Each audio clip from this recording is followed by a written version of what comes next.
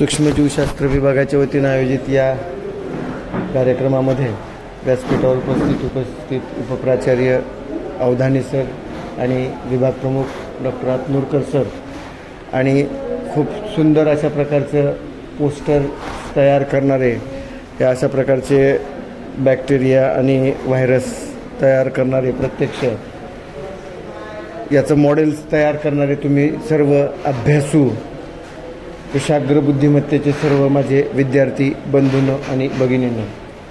त्याचं नाव म्हणजे मला थोडंसं उच्चार करायला काय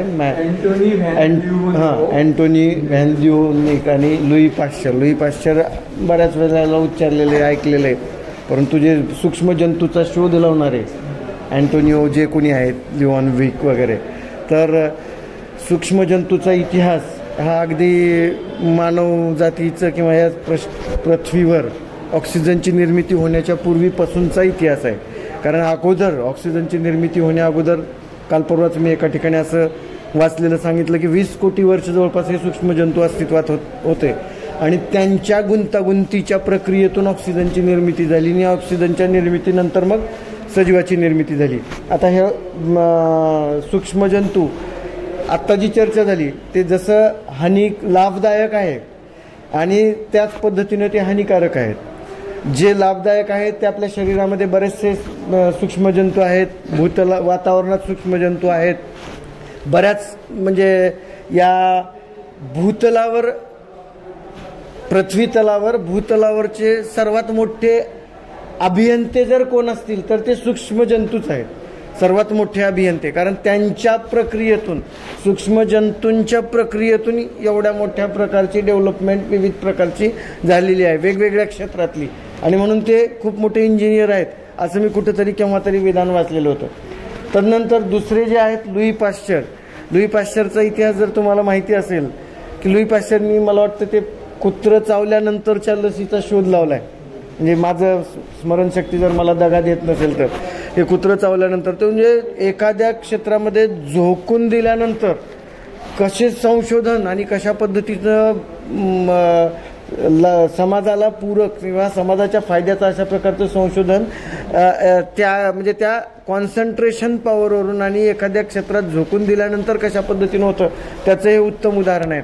लुई पाश्चर सतत कुत्र्याच्या मागं धावायचा, त्याला हसायची लोक त्यावेळेतली, म्हणजे कुत्र्याची लाळ गोळा करण्यासाठी तो मागं धावायचा की कुत्रं चावल्यानंतर त्या लाळीचे काय दुष्परिणाम होतात, ते चावल्यानंतर कशा पद्धतीने इफेक्ट होतो आणि मग त्याच्यावर अँटी किंवा त्या प्रतिबंधात्मक अशा प्रकारचं काही विचार करता येऊ शकेल का, हा विचार करून त्यानं त्याचा शोध लावलेला आहे.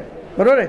इतकं तो स्वतःला झोकून दिलेला होता की त्याला त्याच्या लग्नादिवशी सुद्धा असं मी म्हणजे माझ्या ऐकण्यात आलं वाचण्यात आलं की त्याच्या लग्नाच्या दिवशी सुद्धा तो असं त्या संशोधनामध्येच गुंग होता आणि त्याला त्याच्या मित्रांनी सांगितलं की तुझं लग्न आहे चल मग.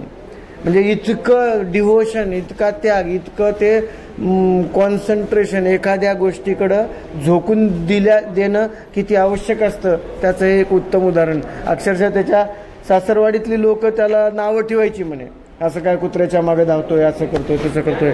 परंतु अशा प्रकारच्या त्यागी वृत्तीच्या आणि काहीतरी करण्याचं ध्येय मनात ठेवलेल्या लोकांकडूनच त्यांच्या वेडेपणातूनच नाविन्यपूर्ण अशा प्रकारचं संशोधन लागलेलं आहे. आणि म्हणून बर्ट्रांड रसेल एका ठिकाणी म्हणतो की तुम्हाला जर काही करायचं असेल तर तुम्हाला स्वतःला चक्रम म्हणून घेण्याची तयारी ठेवा. बर्ट्रांड रसेलचं जाऊ द्या, शाहरुख खानचं उदाहरण देतो म्हणजे तुम्हाला पटतंय. तो म्हणतो असं परेशान असलं पाहिजे माणसाने, शांत निवांत असं ते योग साधनान याला म्हणजे त्याच्याने मनच शांत होत नाही. मनच शांत कशाने होते तर तुम्ही कामात राहिले तर, कामात राहण्यासाठी तुम्ही सतत परेशान असलं पाहिजे. परेशान म्हणजे निगेटिव्ह अर्थानं बोलला नाही तो, म्हणजे तुम्ही व्यस्त राहिलं पाहिजे, कार्यात व्यस्त राहिलं पाहिजे, असं ध्येय आपल्या समोर ठेवलं पाहिजे. आणि अशा ध्येयवादी लोकांनीच खूप मोठ्या प्रमाणात वैज्ञानिक संशोधन केलेलं आहे आणि ते आपल्या मानवजातीला पूरक आहे.